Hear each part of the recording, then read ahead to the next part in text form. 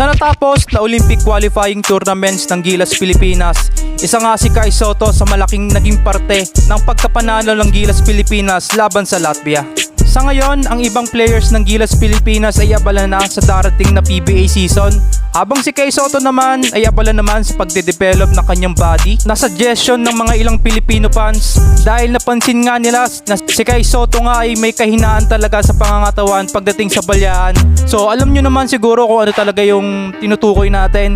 So nakaraang tune-up game nga lang din or kahit sa OQT talagang kapansin-pansin talaga yung mabagal na improvement pagdating sa balyahan ni Kai Sotto.